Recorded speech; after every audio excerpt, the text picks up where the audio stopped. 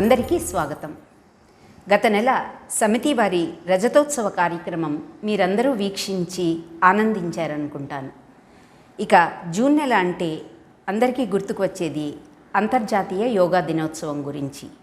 ఇది ఈ నెల 21వ తారీఖు ప్రపంచమంతా జరుపుకుంటారు. మన వంతు ఈ నెల వెన్నెల మన నెట్ ఇంట్లో 26వ సమావేశంలో యోగా మన జీవన విధానం అనే అంశంపై చర్చించడానికి డాక్టర్ సుజాత గారు మరియు మెడిటేషన్ గురు వేణుగోపాల్ గారు విచ్చేశారు. వీరి సంభాషణను వినే ముందు వీరి గురించి చిన్న పరిచయం చేస్తాను మీ అందరికీ. భారతదేశంలో యోగాలో PhD పట్టా పొందిన మొట్టమొదటి వ్యక్తి గోడా సుజాత గారు.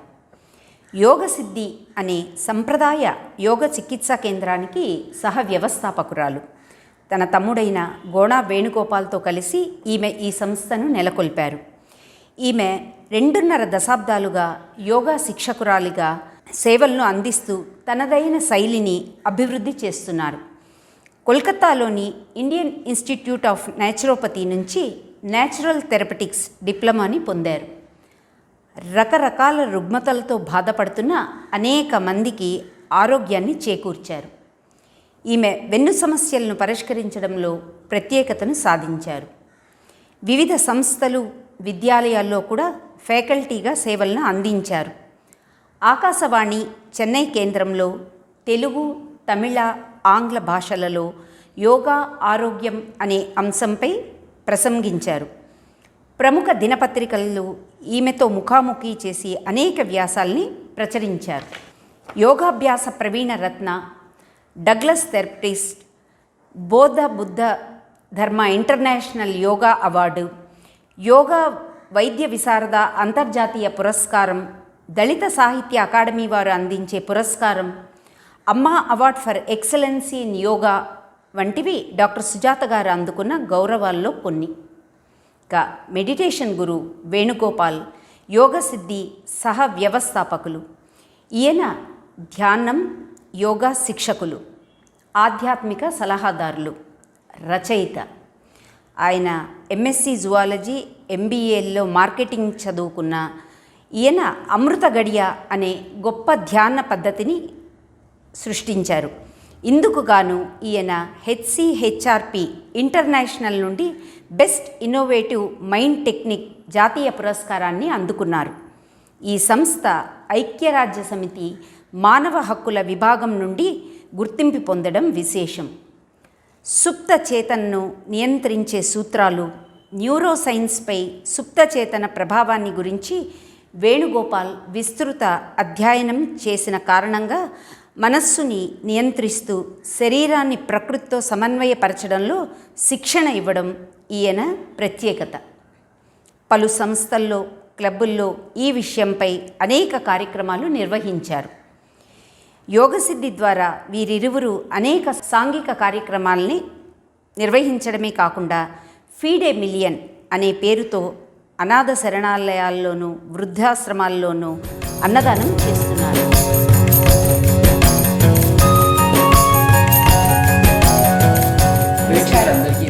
ఈరోజు యోగా మన జీవన విధానం అనే అంశంపై చర్చించుకుందాం. మనతో డాక్టర్ సుజాత గారు ఉన్నారు. నమస్కారం అండి.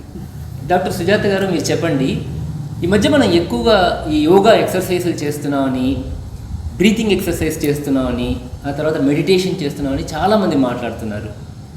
అసలు ఇవంతా ఏమిటండి? యోగా అంటే ఏమిటి? ఎక్సర్సైజ్లు అంటారా దీన్ని? ఇది ఎవరు చేస్తారు? కొంచెం మీరు మాకు వివరించండి. మీరు ప్రశ్నను చాలా చిన్నగా అడిగారు, కానీ వివరణ చాలా పెద్దగా ఉంటుందండి.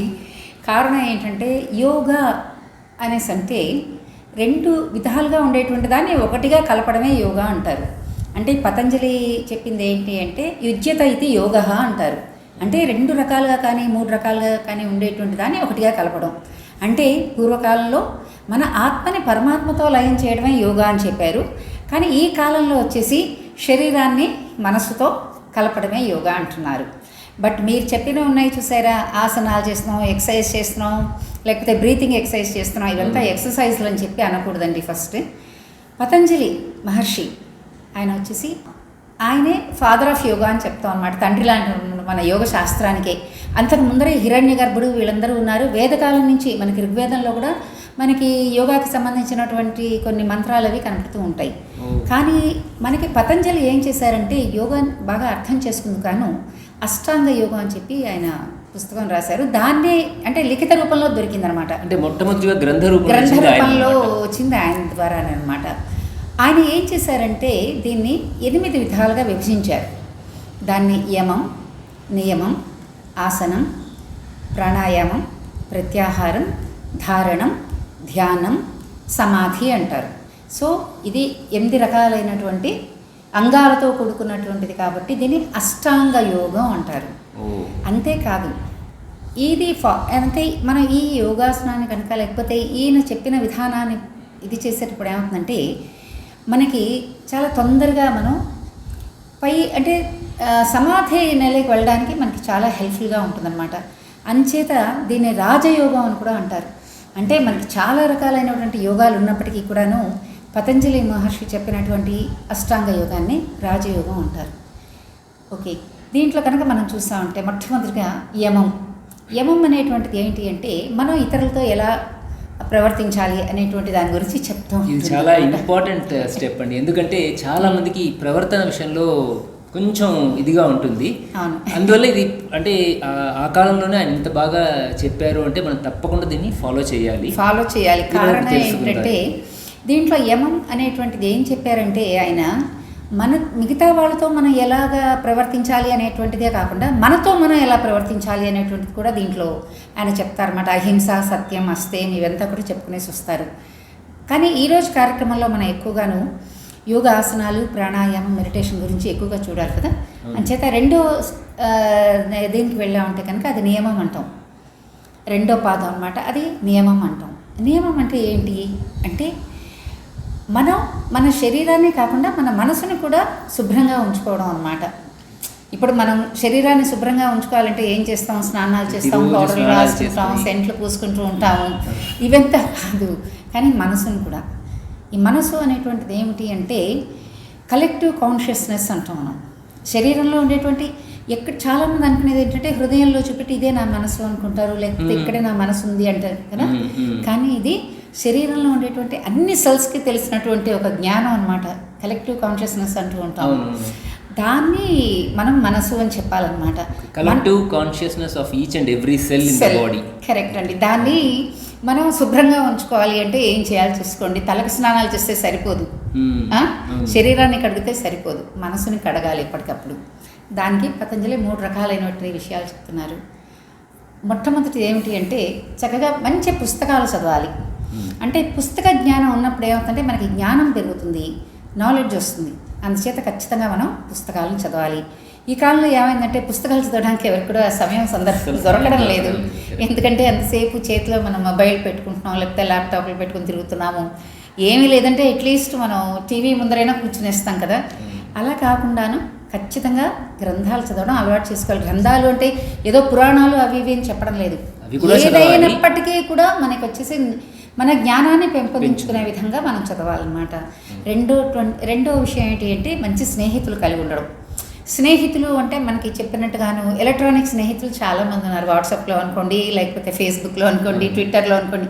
అలా కాదు, మనం స్వయంగా వెళ్ళి మాట్లాడి మన యొక్క మనసుని, మన యొక్క ప్రశ్నల్ని అంతా మనం ప్రశ్నించుకునేసి మనం వాళ్ళతో కలిసిమెలిసి మనం మాట్లాడి వాళ్ళ సమస్యలను ఆత్మీయంతో ఉండాలి.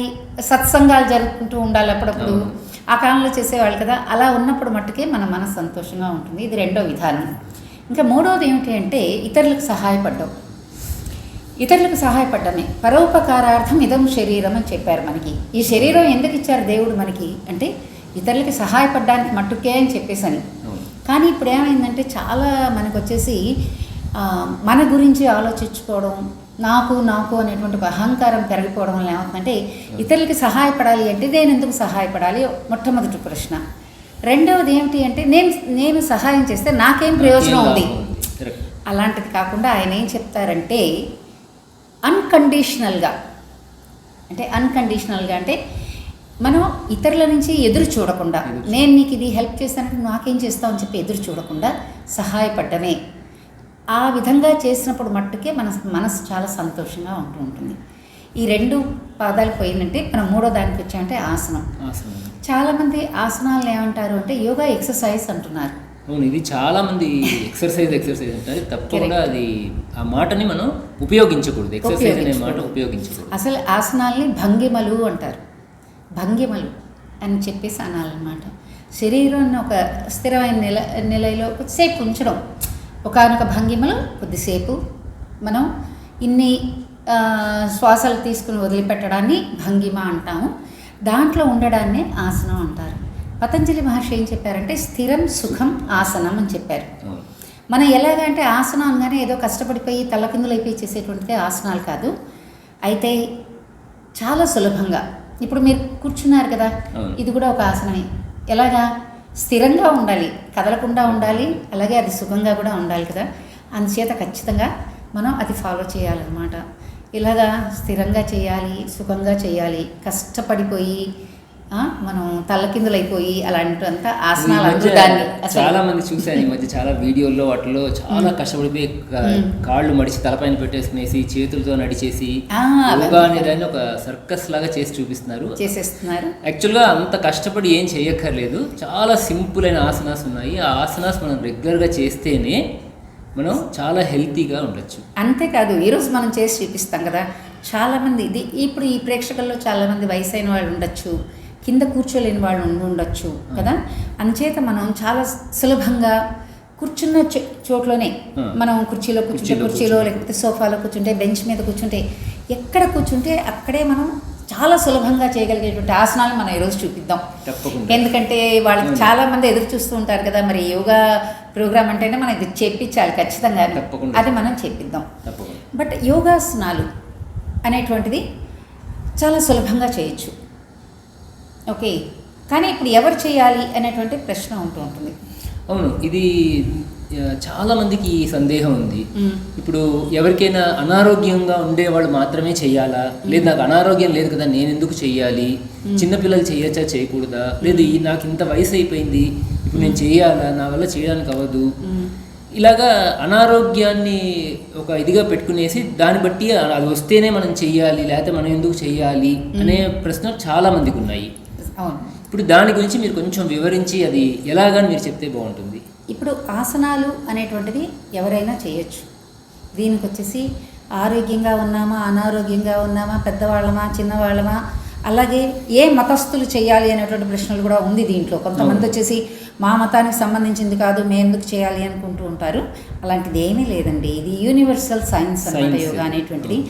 అది మన ప్రధానమంత్రి గారు మోడీజీ గారు వచ్చిన తర్వాత ఇది విస్తృతంగా మనం ఇది అవుతుందన్నమాట. మన యోగా గురించి పుట్టిందేమో భారతదేశంలో అయినప్పటికీ ఇప్పుడు విదేశాల్లో చాలామంది దీన్ని చక్కగా ప్రాక్టీస్ చేస్తున్నారు. అండ్ ఈ నెలలో మనం చూసామంటే ఇప్పుడు మనం జూన్ నెలలో 21వ తారీఖు ఎందుకు పెట్టారు తెలుసా? సంవత్సరంలోనే లాంగెస్ట్ డే అన్నమాట. అందుచేత ఆ రోజే యోగా గురించి మనకి యోగా డే అని చెప్పి పెట్టారు మోడీజీ గారు. అందుచేత ఖచ్చితంగా అందరూ చేయొచ్చు. అయితే తల్లకిందుగా చేయాలనేటువంటిది ఏమీ కూడా లేదు. మీరు చెయ్యాలి అంటే యోగా ఎవరు చేయాలి, దానికైతే కొన్ని నియమాలు పాటించాలి. ఎందుకంటే ఎవరైనా యోగాలు చేయొచ్చు అన్నాం కదా అని చెప్పేసి నియమం లేకుండా పాటించకూడదు. అది చాలా ముఖ్యం కాబట్టి ఎలా చేయాలి అని కనుక చూసామంటే 5-6 సంవత్సరాలు కలిగిన వాళ్ళ దగ్గర నుంచి ఎన్ని సంవత్సరాలైనటువంటి వాళ్ళైనా, అంటే వృద్ధులైనప్పటికీ కూడా వారు కూడా యోగాసనాలు చేయొచ్చు. ఓకే, దీనికి ఏమిటి అంటే కొన్ని నియమాలు పాటించాలి. అంటే పాటించగలిగినటువంటి వాళ్ళు పాటించవచ్చు. పెద్దవాళ్ళైతే నేల మీద కూర్చోలేని వాళ్ళు కుర్చీలో కూర్చొని చేయొచ్చు అని చెప్తున్నాం మనం ఈరోజు. బట్ చిన్నపిల్లలు కూర్చోగలిగినటువంటి వాళ్ళు నేల మీద కూర్చొని చేయాలి. ఇంతకంటే ముఖ్యమైనటువంటిది ఏమిటి అంటే మన కడుపు ఖాళీగా ఉన్నప్పుడు మట్టుకే చేయాలి. యోగాసనాలు వచ్చేసి మనం తిన్న తర్వాత చేయకూడదు. అంచేత అల్పాహారము లేకపోతే మన భోజనం అయిన తర్వాత చేద్దామని చెప్పేసి చేయకూడదు. ప్రొద్దున లేచిన వెంటనే మన నిత్యకృత్యాలు అంతా ముగించుకున్న తర్వాత వాళ్ళు యోగాసనాలు చేయడానికి వీలవుతుంది. అయితే అందరూ మన ఖాళీ కడుపుతోనే చేయాలంటే లేదు. డయాబెటీస్ ఈ కాలంలో వచ్చేసి డయాబెటీస్ చాలా ఎక్కువగా ఉంది కదా. అటువంటి వాళ్ళు ఏం చేయాలి అంటే ఏదో కొంచెం తీసుకోవాలి. కాఫీ కానీ, టీ కానీ, లేకపోతే ఒక బ్రెడ్ స్లైస్ కానీ, లేకపోతే ఒక బిస్కెట్ కానీ. మరీ ఖాళీ కడుపుతో వాళ్ళు చేయకూడదు. ఎందుకంటే కొన్ని యోగాసనాలు చేసేటప్పుడు ఏమవుతుంది అంటే అది మన ఇన్సులిన్ లెవెల్ని పెంచడం వల్ల గబుక్కని వాళ్ళకి లో ఇదైపోతుంది అనమాట, ప్యాన్క్రియాస్ యాక్టివిటీ బాగా పెరుగుతుంది. ఆసనాస్ రెగ్యులర్ గా చేయడం వల్ల ప్యాన్క్రియాస్ యాక్టివిటీ బాగా పెరగడం వల్ల ఇన్సులిన్ సెక్రీషన్ అవుతుంది. అందుచేత ఏమవుతుందంటే గబుక్కని లో షుగర్ అయ్యే ఛాన్సెస్ ఉంది. కాబట్టి వాళ్ళు మాత్రమే ఏమైనా తీసుకుని చేస్తే బెటర్. ఓకే, వాళ్ళు కూడా ఇలాంటివి ఏమైనా తీసుకున్నప్పుడు ఒక 5-10 నిమిషాలు మనం వదిలేసి గ్యాప్ వదిలేసి తర్వాత వాళ్ళు చేయడానికి వీలవుతుంది. ఇంకా మనం కనుక చూసామంటే నేల మీద వచ్చేసి ఒక చాప కానీ లేకపోతే ఒక బెడ్షీట్ కానీ లేకపోతే కంబళం అంటాం చూసావా, మన జంకాళం అంటాం, అటువంటి దాన్ని కానీ వేసుకుని చేయాలి. కానీ ఈ రబ్బర్ షీట్లు వేసుకుంటున్నారు చూసావా, అలాంటివి అస్సలు వేసుకుని చేయకూడదు. ఎవరు చూస్తే వాళ్ళే మొత్తం రబ్బర్ షీట్లతోనే తిరిగేస్తున్నారు. ఆ కాలంలో జింక చర్మాలు పులి చర్మాలు పెట్టుకుని మునులు తిరిగినట్టుగా వీళ్ళు రబ్బర్ షీట్లను చుట్టుకుని పెట్టుకు తిరుగుతున్నారు. ఇలాగ తిరగకూడదు. ఖచ్చితంగా మనం మన వాతావరణ పరిస్థితుల్ని బట్టి వాడాలి. ఎందుకంటే మన భారతదేశంలో మనకు కనుక చూసామంటే ఎక్కువ కాలం వచ్చేసి మనకి వేసవి కాలమే ఉంటుంది. అందుచేత వచ్చేసి మన నేల మీద ఇలాంటివి వేసుకోవడం మంచిది, కానీ అలాంటివి వాడకూడదు. ఒకటి. రెండోది వచ్చేసి మనకి వదులుగా ఉండేటువంటి దుస్తులు మట్టుకే వేసుకుని చేయాలి. చాలామంది ఏం చేస్తారంటే జీన్స్తో చేసేసేయమంటారా లేకపోతే అలా చేసేయమంటారా, మాకు ఈజీగా ఉంది ఇదే డ్రెస్ బాగుంది అంటారు. అలా చేయకూడదు. మన యోగా అనేటువంటిది ఏమిటి అంటే మాస్ మసిల్ యాక్టివిటీ అంటాం. ఒక ఆసనం చేసినప్పటికీ కూడా శరీరంలో అన్ని మజిల్స్ అనుకోండి, బ్లడ్ సప్లై అనుకోండి అంతా కూడా క్లియర్గా ఉంటుంది అన్నమాట. అందుచేత బిగుతుగా ఉండేటువంటి దుస్తులను వేసుకొని చేసుకోకూడదు. ఓకే, ఇంకా ముఖ్యమైనటువంటి విషయం చెప్పాలి అంటే పీరియడ్స్ టైంలో ఈ గర్ల్స్ కానీ లేడీస్ కానీ పీరియడ్స్ టైంలో ఆ 3 రోజులు కానీ 5 రోజులు కానీ యోగా ఖచ్చితంగా చెయ్యకూడదు. వాళ్ళకి ఎంతకాలం ఈ ప్రాబ్లం ఉంటుందో అంతకాలం వాళ్ళు చేయకూడదు అనమాట ఖచ్చితంగా. ఎందుకంటే ఈ రూల్ని ఫాలో చేసి కావాలి. ఓకే, ఆ తర్వాత కనుక చూసామంటే ప్రెగ్నెన్సీలు కూడా ఎవరైతే కనుక ప్రెగ్నెన్సీలో ఉన్నారో వాళ్ళు ఫస్ట్ 3 నెలలు వదిలిపెట్టేసి వదిలిపెట్టేసి ఆ తర్వాత నుంచి గురువుల దగ్గర నేర్చుకుని చెయ్యాలి. అంటే ఈ 3 నెలలు కూడా వాళ్ళు ప్రాణాయామం అలాంటివి ప్రాణాయామం చేయొచ్చు, కానీ ఆసనాలు అవి నేర్చుకుని కానీ చేయకూడదు. అది. ఇంకా రెండోది ఏమిటి అంటే కనుక యోగా అనేటువంటిది ఎలా నేర్చుకోవాలి అంటే గురువుల దగ్గరే నేర్చుకోవాలి. మనం పుస్తకాలు చదివేసి లేకపోతే ఎక్కడైనా ప్రోగ్రామ్స్ చూసేసి మనం ట్రై చేయకూడదు. ఎందుకంటే ఇది మన శరీరాన్నే కాదు మన మనసును కూడా కంట్రోల్ చేస్తూ ఉంటుంది కదా అని ముందరే చెప్పాను. అందుకనేసి ఖచ్చితంగా గురువు మూలకంగా నేర్చుకోవాలి. ఆసనాలు చేసేటప్పుడు మనం ఎప్పుడు కూడా తీసుకునేటువంటి శ్వాస ముక్కుతో మాత్రమే తీసుకోవాలి. కొంతమంది కష్టమైన పనులు చేసేటప్పుడు నోరు తెరిచి గాలి పీల్చుకుంటుంటారు, అలా పీల్చుకోకూడదు. ఆసనాలు చేసేటప్పుడు స్నానం చేసి చేయాలా అండి, స్నానం చేసిన తర్వాత చేయొచ్చా అండి, ఇటువంటి సందేహాలు వస్తూ ఉంటాయి. మీకు ఎలా వీలైతే మీరు అలా చేయొచ్చు. కానీ ప్రొద్దునే స్నానం చేసేసి కనుక మీరు ఆసనాలు చేశారంటే మీకు వచ్చేసి శరీరం వచ్చి చాలా సులభంగా అన్నీ చేయగలుగుతూ ఉంటుంది అనమాట. అంటే ఫ్లెక్సిబిలిటీ పెరుగుతుంది అనమాట, బాగుంటుంది అనమాట.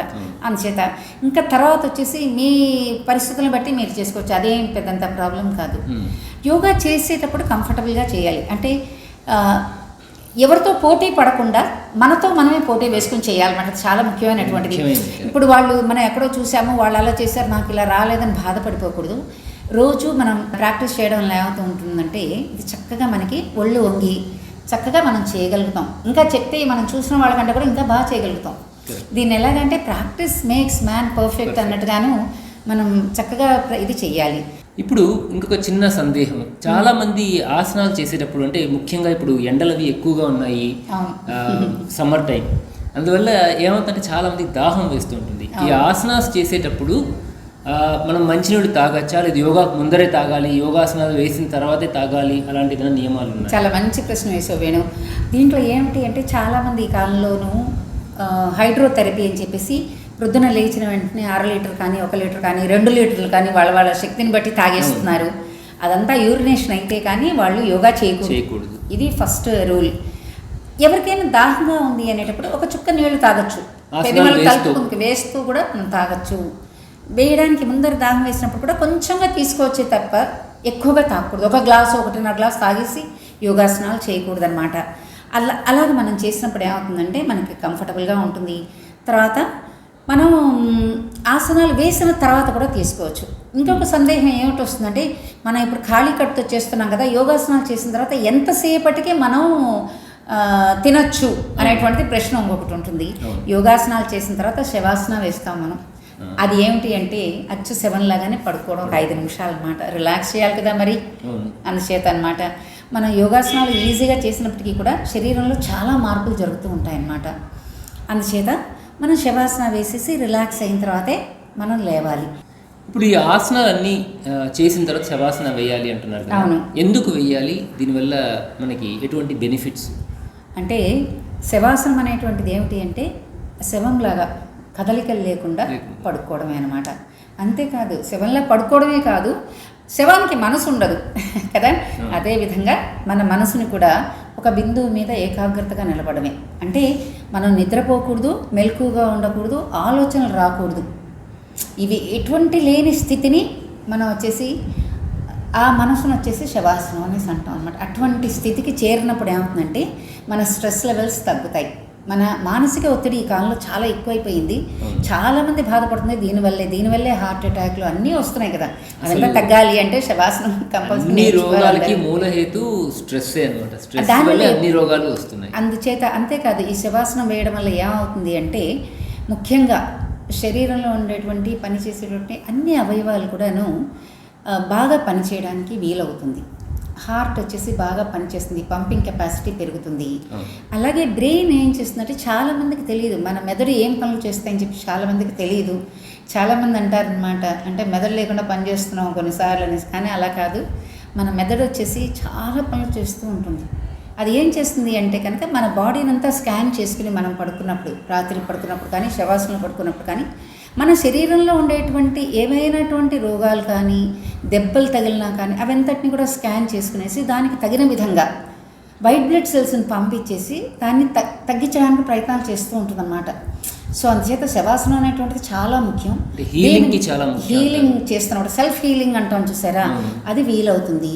రెండోది వచ్చేసి ఏమిటి అంటే చాలా మనకి స్ట్రెస్ వల్ల వచ్చేటువంటి అన్ని రోగాలని చెప్పచ్చు.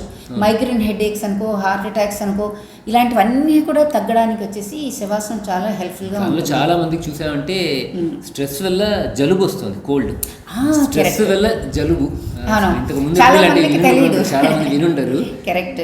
స్ట్రెస్ వల్ల కోల్డ్, కాఫ్ అన్ని విధాలుగా వస్తున్నాయి. ఇప్పుడు మనం చూసామంటే తలకాయ నొప్పి నుంచి హార్ట్ అటాక్ దాకా అన్నిటికీ కారణాలు ఏంటి అంటే ఒక స్ట్రెస్ అనేసి అంటున్నాం, మానసిక ఒత్తిడి అనమాట. అది తగ్గడానికి ఖచ్చితంగా అందరూ కూడా శవాసనాన్ని ప్రాక్టీస్ చేయాలి. ఇప్పుడు శవాసన దాకా మనం చూసాము కదా. ఇప్పుడు మనం వచ్చేసి 4వ స్టెప్ అయినటువంటిది ప్రాణాయామం. దాని గురించి కూడా మనం చూద్దాం. కారణం ఏంటంటే ప్రతి వాళ్ళకి తెలుసు ప్రాణాయామం ఎలా చేయాలి, మాకు తెలియదండి అంటూ ఉంటారు. ప్రతి వ్యక్తి పుట్టిన సెకండ్ నుంచి చనిపోయేదాకా చేసేటువంటి ఒకే ఒక పని, అంటే దాన్ని పోస్ట్పోన్ చేయడానికి వీలవుదన్నమాట. నేను తర్వాత చేసుకుంటానంటే వీలవుతుంది. అదేమిటి అంటే మన శ్వాస నిశ్వాసలే అనమాట. శ్వాస తీసుకుని నిశ్వాస చేస్తూ ఉండడమే. కానీ చాలామంది అంటారు మాకు టైం లేదండి, ఊపిరి పీల్చుకున్నందుకు కూడా టైం లేదు అనేసి అంటున్నారు ఈ కాలంలో. అలా కాదు, ఖచ్చితంగా ప్రాణాయామం అందరూ నేర్చుకుని చేయాలి. ప్రాణాయామం అనేటువంటిది 4వ ఇదిగా చెప్పారు పతంజలి మహర్షి. ప్రాణాయామం అంటే ఏంటి అంటే మనం తీసుకునేటువంటి శ్వాసని మనం ఇది చేయడం అనమాట, ప్రొలాంగ్ చేయడం, దాన్ని ఎలాగ కంట్రోల్ చేయడం అనమాట. అంటే మనం దాన్ని ఏ విధంగా కంట్రోల్ చేస్తాం అనేటువంటిది. యామం అంటే కంట్రోల్ చేయడం, ప్రాణ అంటే మన ప్రాణశక్తిని ఎలా కంట్రోల్ చేస్తాం అనేటువంటిది అనమాట. సో మనం కనుక చూసామంటే ప్రాణాయామం అనేటువంటిది 8 రకాలుగా చెప్పారు శాస్త్రంలో. ఏమిటి అంటే ప్రాణాయామం అనేటువంటిది ఒకే ఒక విధానం కాదు, 8 రకాలుగా చేసేటువంటివి అనమాట. 8 రకాల ప్రాణాయామాల గురించి వివరించారు. దాన్ని ఏమంటారు? శీతలి, శీత్కారి, భస్త్రిక, భ్రామరి, ప్లావని, మూర్ఛిక, నాడీ శుద్ధి అండ్ ఉజ్జయి. ఇలాగా 8 రకాలు ఉన్నాయి. దీంట్లో ఈ నాడీ శుద్ధి అనేటువంటిది చాలా చాలా ఇంపార్టెంట్ అనమాట. అంటే ప్రతి ఒక్కళ్ళు చేయగలిగి ఉండాలి అది నేర్చుకునేసి.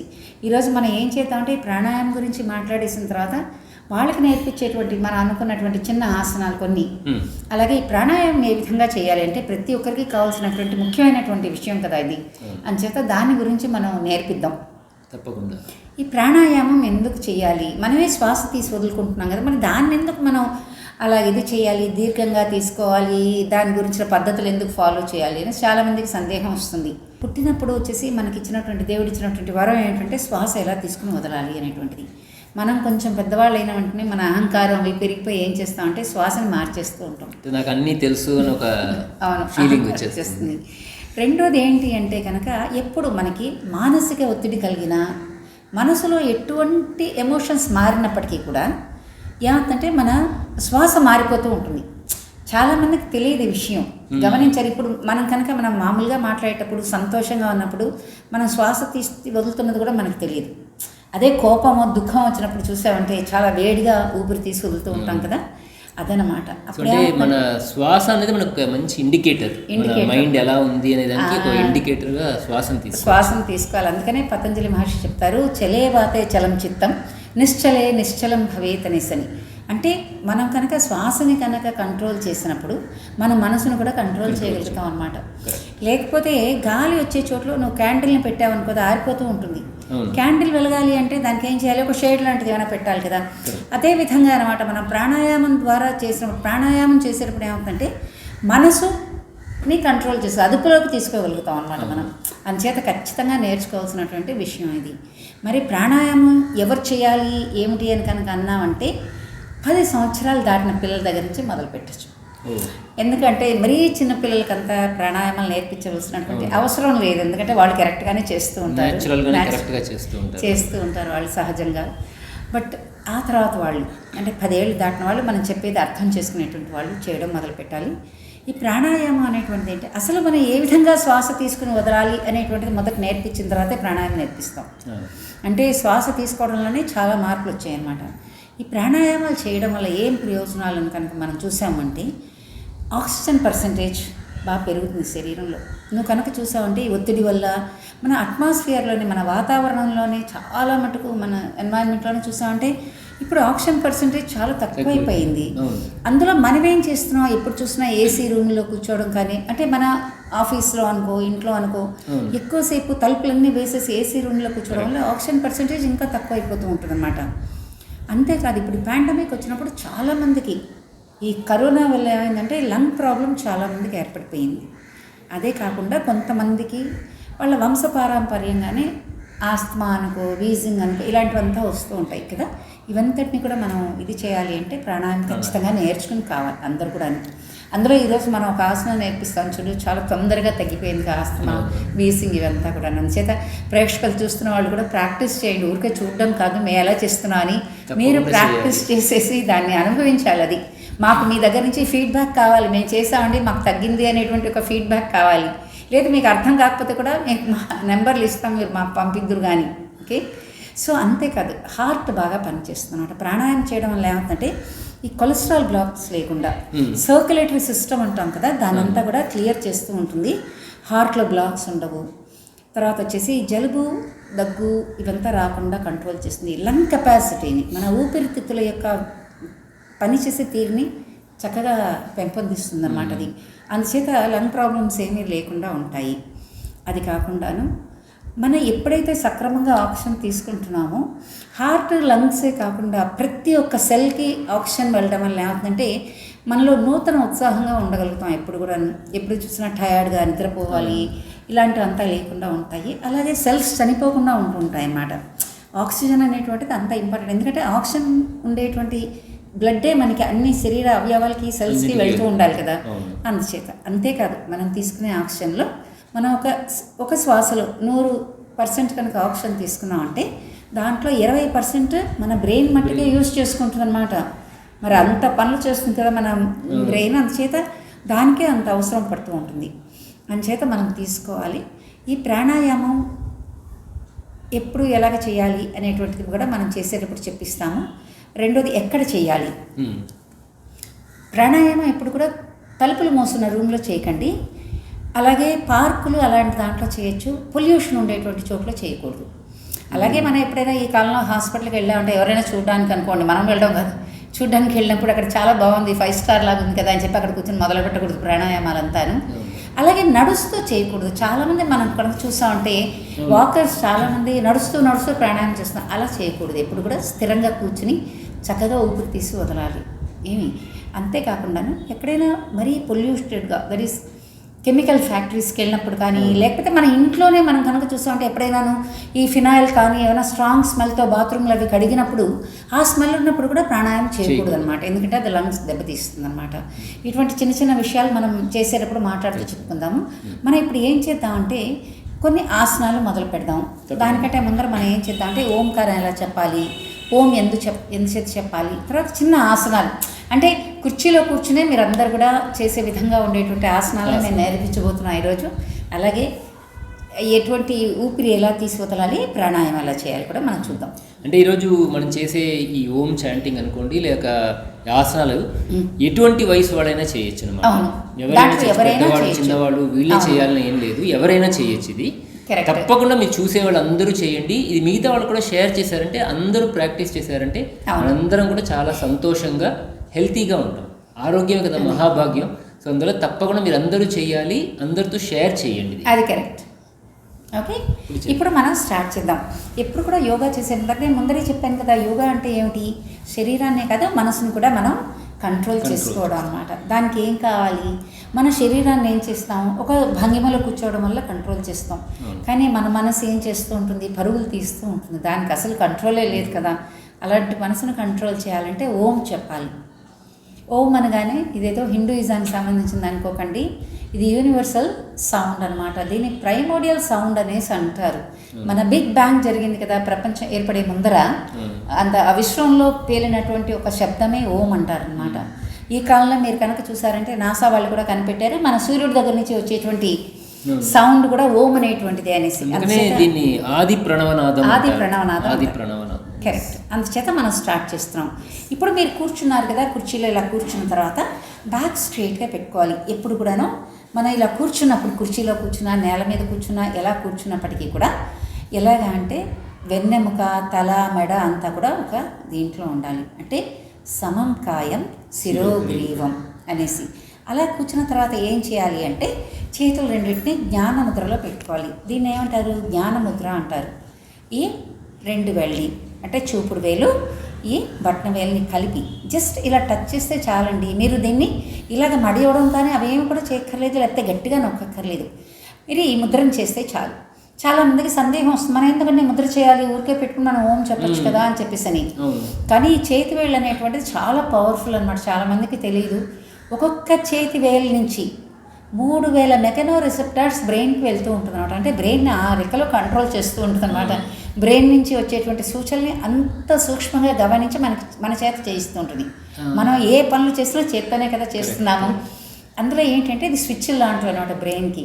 అంటే ఈ 2 వేళ్ళని కనుక మనం ఇలాగ పెట్టినట్టయితే ఇదే జ్ఞాన కేంద్రాన్ని యాక్టివేట్ చేస్తున్నాడు, బ్రెయిన్లో ఉండేటువంటి నాలెడ్జ్. అందుకనే దీని పేరు జ్ఞాన ముద్ర అంటాం, లేకపోతే యోగ ముద్ర అంటాం, లేకపోతే చిన్ముద్ర అంటాం. ఇటువంటి ముద్ర పెట్టి కూర్చున్న తర్వాత కళ్ళు మూసుకోవాలి. కళ్ళు ఎందుకు మూసుకోవాలి అంటే, కళ్ళు తెరిచామంటే మన మనసులు పరుగులు తీస్తూ ఉంటాయి కదా, అటువంటి మనసుని కంట్రోల్ చేయడానికి కళ్ళు మూసుకోవాలి. ఇప్పుడు మనం ఓం చెప్తాం అన్నమాట. ఓం మేము చెప్పిస్తాం, చెప్పిన తర్వాత మీరు కూడా ట్రై చేసి చూడండి ఎలా చెప్పాలి అని చెప్పేసి అని. ఎందుకంటే చాలామంది తెలీదు, లేదు వాళ్ళు వేరే విధంగా కూడా ప్రాక్టీస్ చేసి ఉండొచ్చు, మనకు తెలియదు. దీనికి ఏమిటి అంటే ముందర బాగా ఊపిరి తీసుకుని ఊపిరి వదిలేటువంటిదే ఓం సౌండ్ చేస్తాం అన్నమాట. ఓ ఎంత లెంగ్త్ వస్తుందో అంత లెంగ్త్ కూడా చెప్పగలిగి ఉండాలి. దీని బెనిఫిట్స్ మనం తర్వాత మాట్లాడదాం. తప్పకుండా 3 సార్లు మనం చేసి చూపిద్దాము. 3 సార్లు మేము ఓం చాంట్ చేస్తాము. మీరు చూడండి ఇది ఎలా చేస్తున్నామని. ఈ టెక్నిక్ ఏంటి, ఇది ఎలా చేయాలి, మీరు కూడా ఎలా మాలాగే ఇంత బాగా చెప్పగలుగుతారు అనేది ఇది అయిన తర్వాత మీకు చెప్పిస్తాం. ఓకే.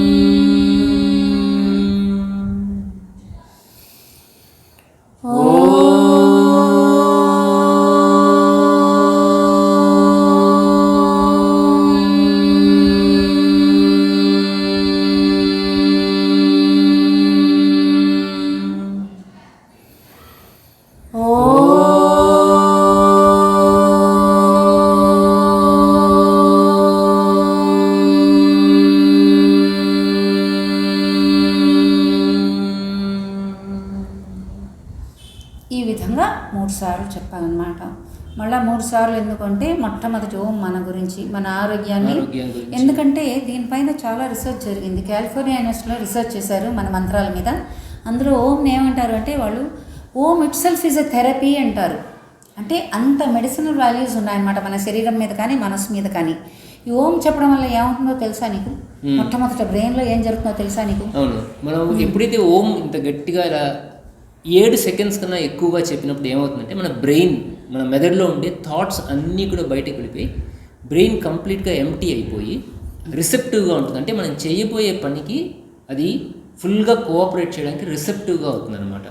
అంతేకాకుండా మన బ్రెయిన్లో ఉండే వెంట్రికల్స్ అన్నిటిని కూడా యాక్టివేట్ చేస్తుంది. అంటే ఇది ఏమిటి అంటే దీన్నే ఒక సూక్ష్మ ప్రాణాయామం, సటిల్ బ్రీతింగ్ అంటారు. అంటే సూక్ష్మ ప్రాణాయామం మీరు చూసారంటే ఫస్ట్ మనం ఇన్హేల్ తీసుకుని ఎగ్జేల్ చేస్తూ అంత గట్టిగా మనం ఓం చెప్పామన్నమాట. అంటే ఇదొక టైప్ ఆఫ్ బ్రీతింగ్ అనమాట. దీని అడ్వాంటేజెస్ ఏంటి అంటే చెప్తాం ఇప్పుడు మీరు ఏం చేశారంటే ఇప్పుడు బ్రెయిన్ గురించి చెప్పావు కదా, మన వాయిస్, మన వోకల్ కార్డ్స్ని కంట్రోల్ చేస్తుంది ఓంకారం. థైరాయిడ్, పారాథైరాయిడ్ గ్లాండ్స్ ఉంటాయి ఇక్కడ. చాలామందికి ఈ కాలంలో థైరాయిడ్ ప్రాబ్లమ్స్ ఉన్నాయి కదా. ఇవంతా ఓంకారం బాగా చెప్పడం వల్ల ఏమవుతుందంటే అవంతా తగ్గిపోతాయి. అంతేకాదు ముఖ్యమైనటువంటి ఏంటంటే కొంతమందికి నత్తి ఉండొచ్చు, అంటే పుట్టినప్పటి నుంచి ఉండొచ్చు. లేకపోతే కొంతమందికి ఎలాగా అంటే గుంపుని చూసినప్పుడు మాట్లాడలేకపోవడం, ఇలాంటివంతా జరుగుతాయి అనమాట. యాంగ్జైటీ న్యూరోసిస్ అంటాం దాన్ని. అటువంటి ఉన్నప్పుడు కూడాను వాళ్ళు మాట్లాడలేకపోతారు. సో ఈ ఓంకారం ప్రాక్టీస్ చేయడం వల్ల ఏమవుతుందంటే వోకల్ కార్డ్స్ బాగా ఉండడమే కాకుండా మనం ఇతరుల్ని ఈజీగా కంట్రోల్ చేయగలుగుతాం అనమాట. మన వాయిస్ వచ్చి మోడ్యులేషన్గా వస్తుంది, మనం మారుతుంది అనమాట.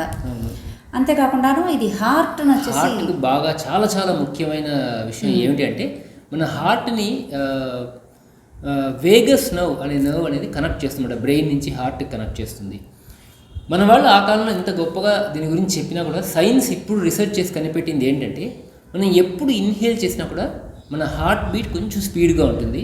మనం ఎక్సేల్ చేసేటప్పుడు గాలి బయటకు వదిలేటప్పుడు, శ్వాస బయటకు వదిలేటప్పుడు హార్ట్ బీట్ స్లో డౌన్ అవుతుంది అనమాట. అంటే మీకు ఇందాక చెప్పాను కదా సూక్ష్మ ప్రాణాయామం అని చెప్పాము. అంటే మనం గాలి తీసుకునే దానికన్నా కూడా బయట వదిలినప్పుడు ఎక్కువసేపు వదిలాము అంటే ఎక్కువసేపు మన హార్ట్ రిలాక్స్ స్టేట్లో ఉంటుందన్నమాట. ఎప్పుడైతే అంటే దాన్ని వేగల్ టోన్ అంటారు.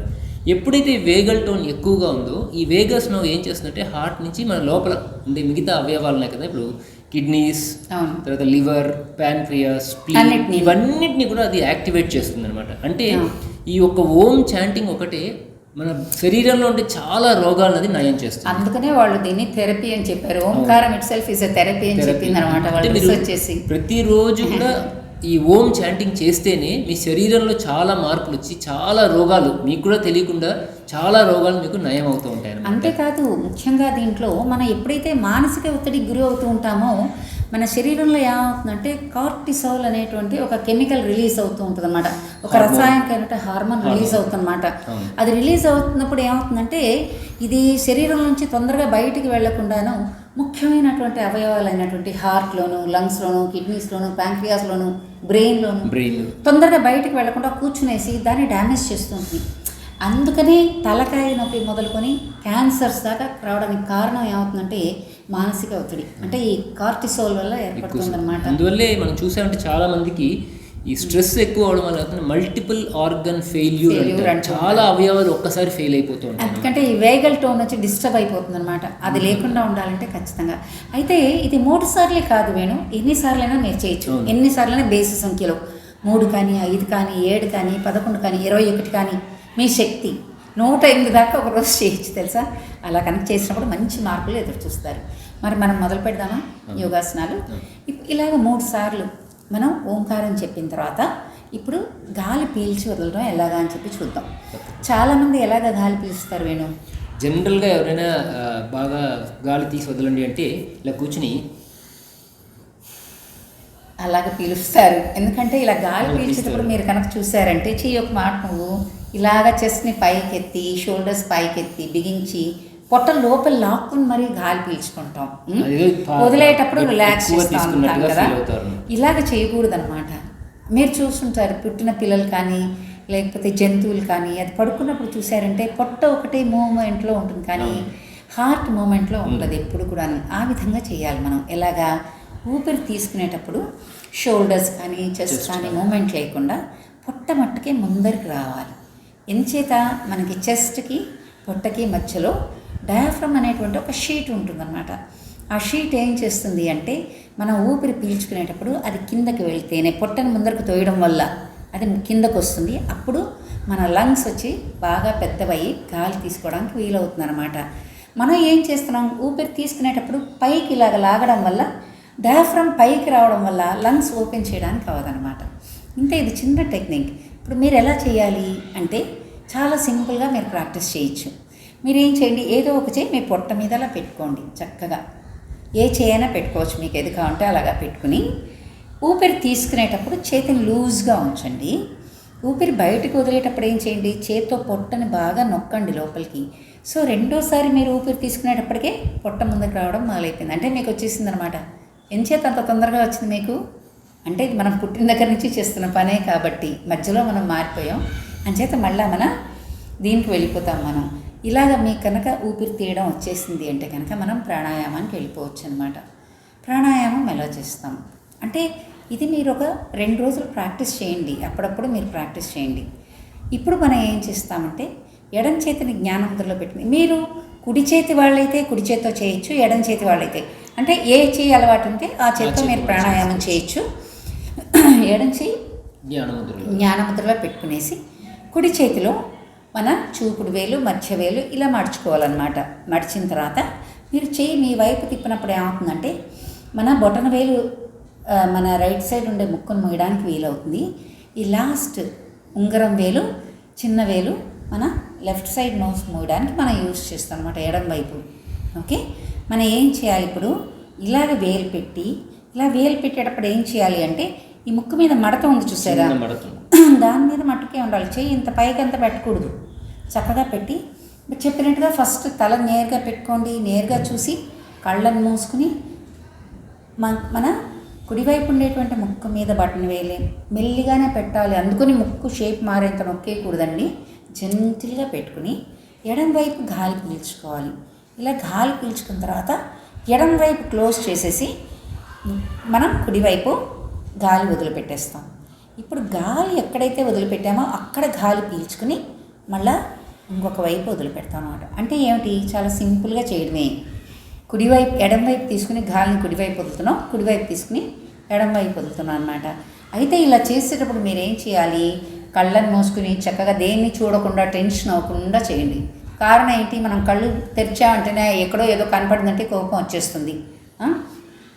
మీరు చూసారా ఎలా చేస్తారని చెప్పేసి అలాగ చేయాలన్నమాట.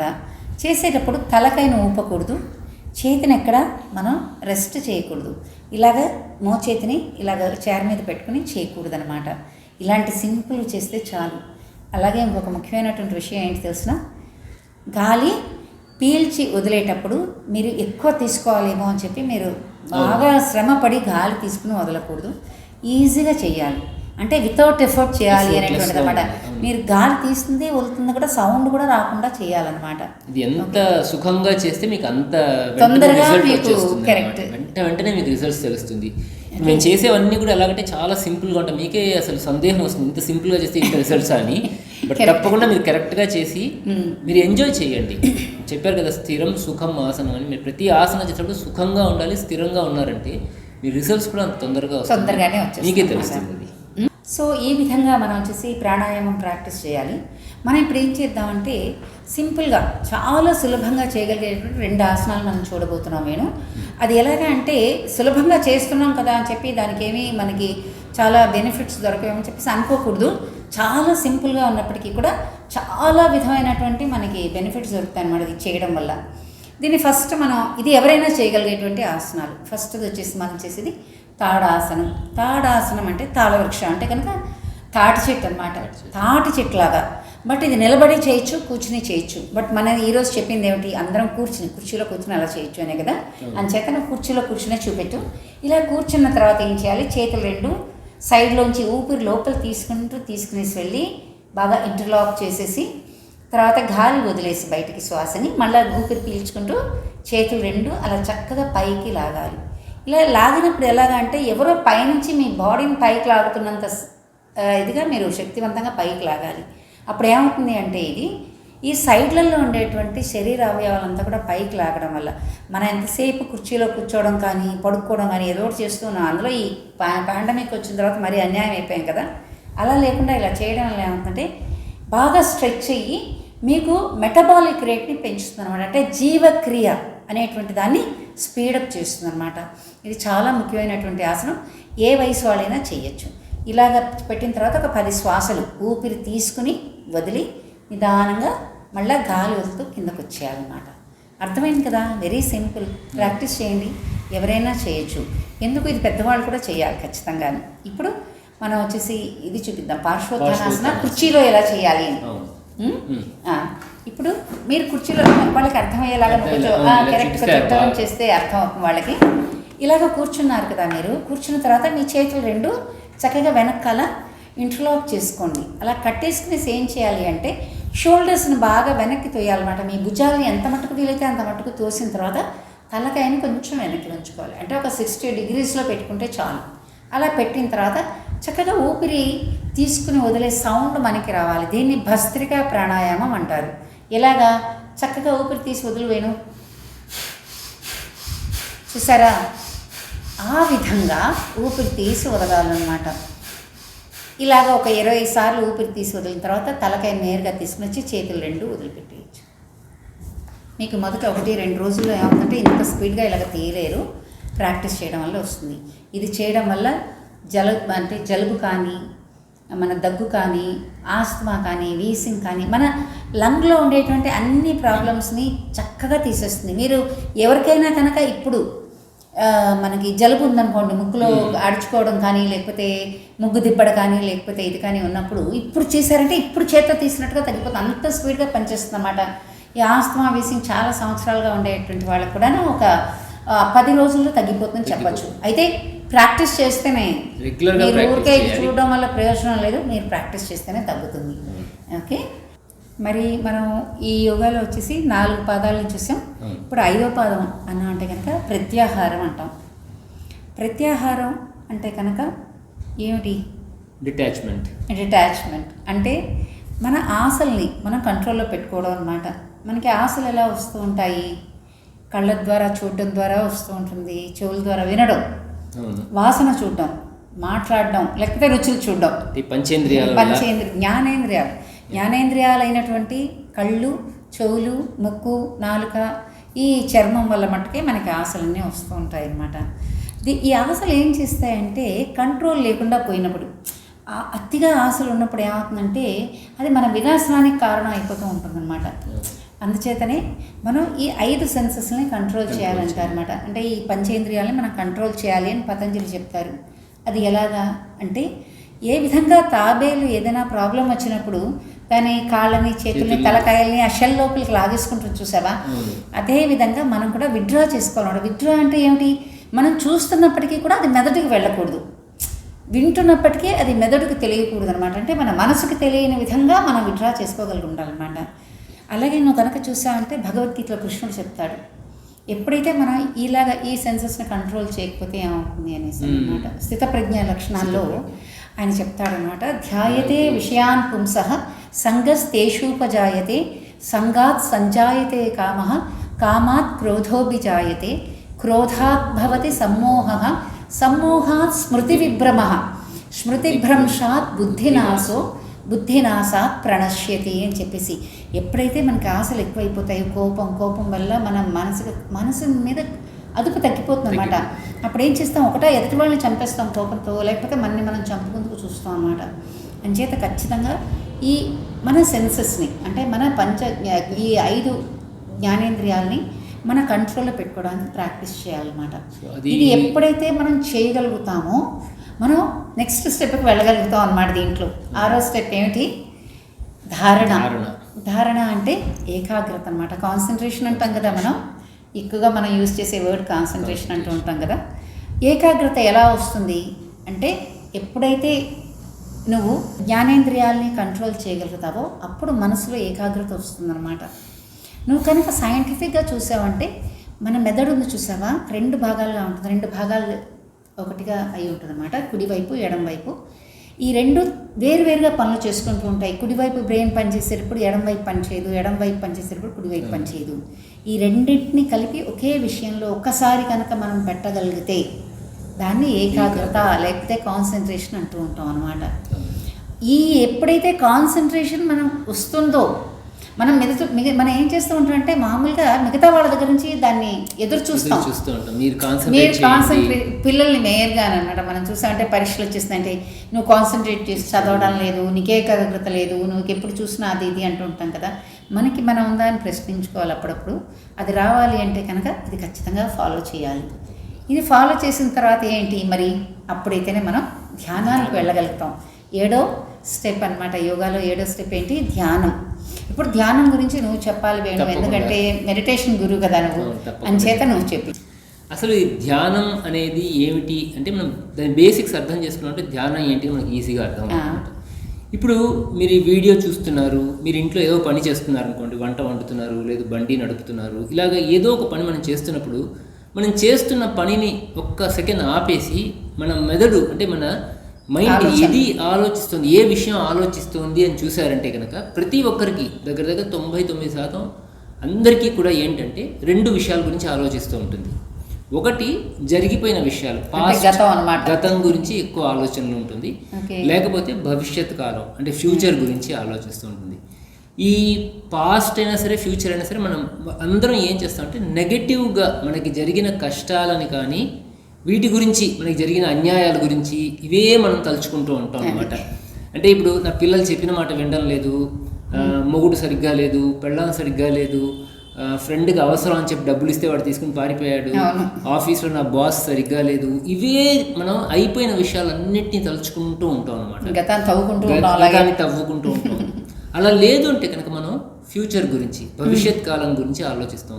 భవిష్యత్తు గురించి అయినా మంచిగా ఆలోచిస్తామంటే అది కూడా లేదు, ఎప్పుడు ఒక భయం.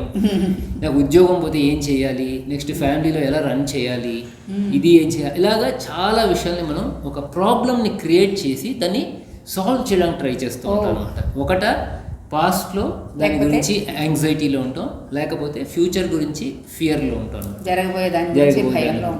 ఈ విధంగా పాస్ట్ గురించి ఫ్యూచర్ గురించి కాకుండా ఇప్పుడు ఈ సెకండ్లో ఏం జరుగుతోంది, మనం ఏం చేస్తున్నాం అనే విషయం మీద మనం ఏకాగ్రత పెట్టాము అంటే కనుక అది మైండ్ఫుల్నెస్ అంటారు. అంటే ఇప్పుడు ప్రస్తుతంలో ఉండాలి. ఇప్పుడు ఏ పని చేస్తున్నాం, ఇప్పుడు ఈ వీడియో మీరు చూస్తున్నారు కాబట్టి దీని గురించి మాత్రమే మీరు మీ మైండ్ ఆలోచిస్తే అది మైండ్ఫుల్నెస్ అంటారు. అది మెడిటేషన్కి బేసిక్ స్టెప్ అనమాట. మెడిటేషన్ అనేది ఏమిటి అంటే it's a state of thoughtlessness అంటారు. అంటే మన మెదడులో ఎటువంటి ఆలోచనలు లేకుండా బ్లాంక్గా పెడతాం చూసారు, that is called pure consciousness అంటారు.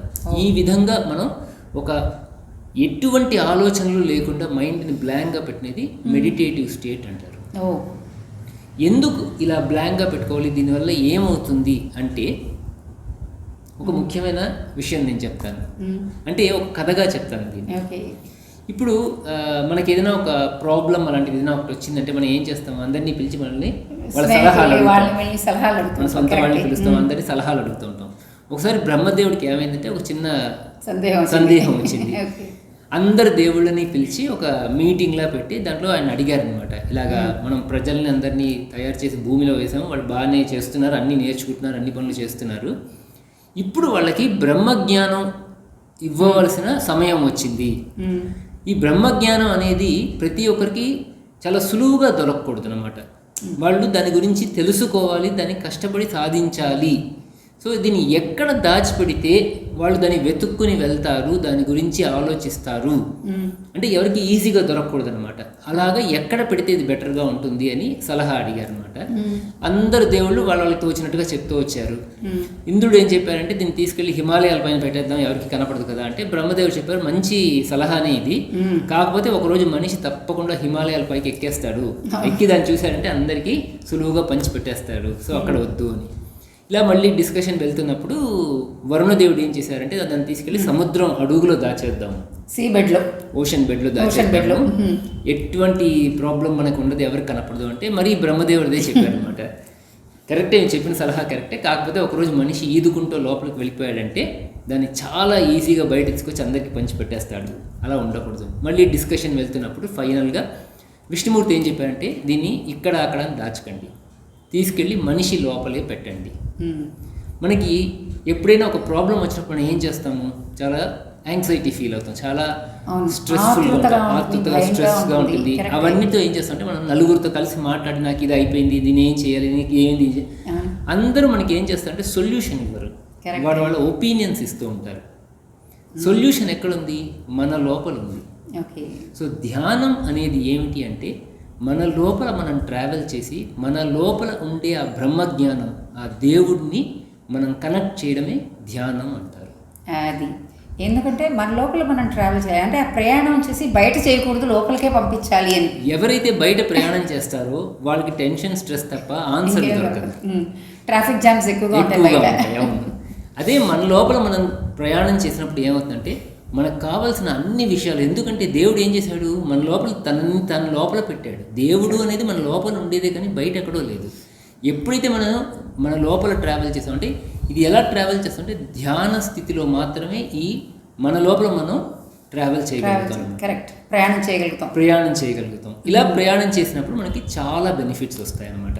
అంటే ఇప్పుడు మెడిటేషన్ చేయడం వల్ల ఎటువంటి బెనిఫిట్స్ వస్తాయి, చాలా బెనిఫిట్స్ వస్తాయి. మీరు చూసారంటే మెడిటేషన్ స్టార్ట్ చేసిన మొదటి రోజు నుంచి మనకి మనశ్శాంతి దొరుకుతుంది. చాలా చాలా చాలా ముఖ్యమైనది మొదటి రోజే దొరుకుతుంది, కరెక్ట్ గా మనం చేసామంటే. మన సెల్ఫ్ కాన్ఫిడెన్స్ బాగా పెరుగుతుంది. అంతేకాకుండా ముఖ్యంగా మన ప్రాబ్లమ్ సాల్వింగ్ ఎబిలిటీస్ అంటారు. అంటే మనకు ఒక ప్రాబ్లం వచ్చింది అనుకోండి, ఒక కష్టం వచ్చిందంటే మనం దాన్ని ఏం చేస్తాము, దాంట్లో ఎమోషనల్గా ఇన్వాల్వ్ అయ్యి దాన్ని కష్టపడి ట్రై చేస్తాం సాల్వ్ చేయడానికి. అంటే మనకి వచ్చేసి మానసిక వ్యధ ఎక్కువైపోతుంది వచ్చినప్పుడు. అదే మీరు ధ్యానం చేసినప్పుడు ఏం చేస్తారంటే ఈ ప్రాబ్లం ఇంకొకరికి వస్తే మనం ఎంత తొందరగా సలహా ఇవ్వగలుగుతాం, అలా మనకు వచ్చిన ప్రాబ్లమ్ మనమే ఈజీగా సలహా ఇచ్చుకోగలుగుతాం అనమాట. అంటే ప్రాబ్లమ్ సాల్వింగ్ ఎబిలిటీస్ బాగా పెరుగుతుంది. ముఖ్యంగా మన మూడ్స్ అండ్ ఎమోషన్స్ బాగా స్టెబిలైజ్ అవుతుంది. చూసంటే కొంతమంది ఒక సెకండ్ చాలా సంతోషంగా ఉంటారు, నెక్స్ట్ సెకండ్ చూస్తే చాలా దుఃఖంగా, చాలా డిప్రెషన్ స్టేట్లో ఉంటారు. అలా రెండు స్వింగ్స్ లేకుండా ఒక స్టెబిలైజ్డ్ మూడ్స్ అండ్ ఎమోషన్స్ ఉండేది మన మెడిటేషన్ రెగ్యులర్గా ఉంటాడని చెప్పు. కరెక్ట్గా చెప్పారు, అది స్థిత ప్రజ్ఞుడుగా ఉంటాడు, అది రైట్ వర్డ్. అంతేకాకుండా మన ఇమ్యూనిటీ అంటారు కదా, రోగ నిరోధక శక్తి బాగా పెరుగుతుంది అనమాట. మన స్ట్రెస్ బాగా కంట్రోల్ అవుతుంది. అంతేకాకుండా మన శరీరంలో ఉండే ఈ చక్రాస్ అంటాం కదా, షట్చక్రాలు అన్నీ కూడా బాగా యాక్టివేట్ అయ్యి మన శారీరకంగా మానసికంగా ఎటువంటి వ్యాధులు రాకుండా చాలా సంతోషంగా చాలా ఆరోగ్యవంతంగా మనని పెడుతుంది యోగా, ధ్యానం రెగ్యులర్గా చేయడం వల్ల. ఇంకా కూడా రెగ్యులర్గా ప్రాక్టీస్ చేసిన వాళ్ళు 8వ స్టెప్కి వెళ్తారు. అంటే 8వ స్టెప్ అంటే కనుక సమాధి. ఇప్పుడు మీకు ఒక చిన్న ఇది చెప్తాను. ఇందాక మనం ఓం చాంట్ చేశాం కదా, అలా ఒక్కసారి చాంట్ చేసి చూపిద్దాం. ఒక్కసారి చేద్దాం. మీరు మమ్మల్ని బాగా గమనించండి.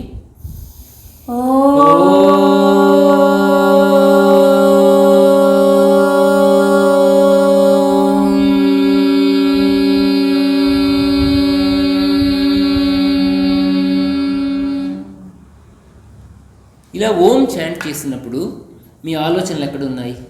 ఓం శబ్దం ఎలా వస్తుందని వింటున్నాను, దాని గురించి ఆలోచించేస్తున్నాను కదా. చూసారా, ఇప్పుడు మనం జనరల్గా ఇప్పుడు ఎవరైనా ధ్యానం చేయాలి, ఎక్కడైనా నేర్చుకోవాలంటే వాళ్ళు ఏం చెప్తారు, కళ్ళు మూసుకేసి మీ శ్వాస ఎలా వెళ్తుంది దాని మీద కాన్సన్ట్రేట్ చేయండి, ఏదైనా ఒక మంత్రం ఇచ్చేసి దాని మీద కాన్సన్ట్రేట్ చేయండి అంటారు. అదే అంత ఈజీగా కాన్సన్ట్రేట్ చేస్తే అందరూ మెడిటేషన్ చేసేయచ్చు కదా. మనం 1 సెకండ్ 2 సెకండ్లు చేస్తాం, తర్వాత మన థాట్స్ వేరే చోటుకి వెళ్ళిపోతుంది. మన ఆలోచనలంతా కోతిలాగా ఒక చెట్టు నుంచి ఇంకో చెట్టుకి ఎగురుతూ ఉంటుంది కదా, అలాగే మన ఆలోచనలు వెళ్ళిపోతూ ఉంటాయి. ఇప్పుడు మనం ఓం చాంట్ చేసినప్పుడు ఒక 10 సెకండ్లు 12 సెకండ్లు ఆ సౌండ్ మీద మాత్రమే మనం ఫోకస్ చేస్తాం. అంటే 10 సెకండ్లు మనం ధ్యాన స్థితిలో ఉన్నాం. అంటే ఎంత సింపుల్గా ధ్యానం చేయొచ్చు అనేది మీరు తెలుసుకోండి. అదే మీరు ఒక 21 సార్లు ఓం చాంటింగ్ చేశారనుకోండి, అంటే చూసుకోండి ఎంతసేపు, దగ్గర 10 నిమిషాలు మీరు ధ్యాన స్థితిలో ఉంటారు. ఈ విధంగా మనం ఫస్ట్ బేసిక్ స్టార్ట్ చేయాలి. ముందు మన మైండ్ కంట్రోల్ అనేది బేసిక్గా ఎందుకు మనం ఓంతో స్టార్ట్ చేస్తామంటే ఓం అనేది సూక్ష్మ ప్రాణాయామం. ముందు పతంజలి ఏం చెప్పారు, చలే వాతే చలం చిత్తం నిశ్చలే నిశ్చలం భవేత్. మనం ఎప్పుడైతే మనం ఊపిరిని మనం కంట్రోల్ చేసామో మన మైండ్ని కంట్రోల్ చేస్తున్నాం.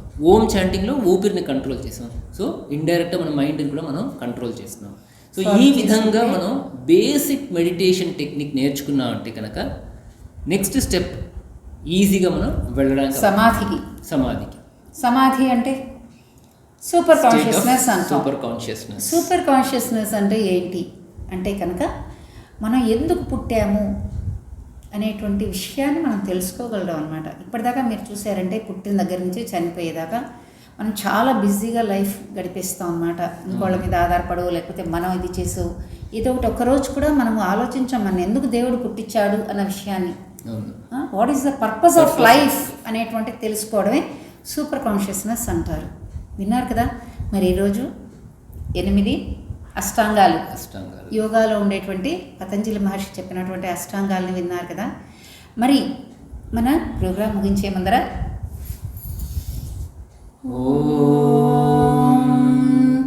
సర్వే భవంతు సుఖినః సర్వే సంతు నిరామయాః సర్వే భద్రాణి పశ్యంతు మా కశ్చిత్ దుఃఖభాగ్ భవేత్. ఓం శాంతి శాంతి శాంతి.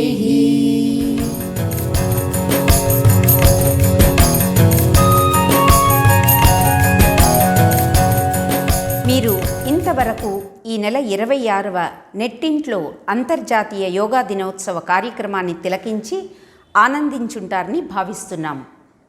ఈ ముఖాముఖిలో పాల్గొన్న డాక్టర్ సుజాత గారికి మరియు మెడిటేషన్ గురు శ్రీ వేణుగోపాల్ గారికి మా ధన్యవాదాలు మరియు కృతజ్ఞతలు.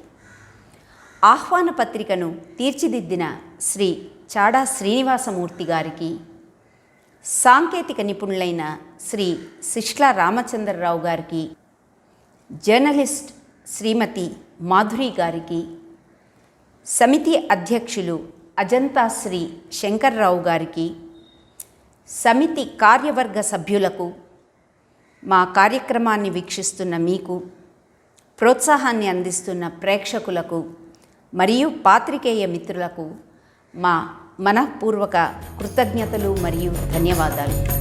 జై హింద్.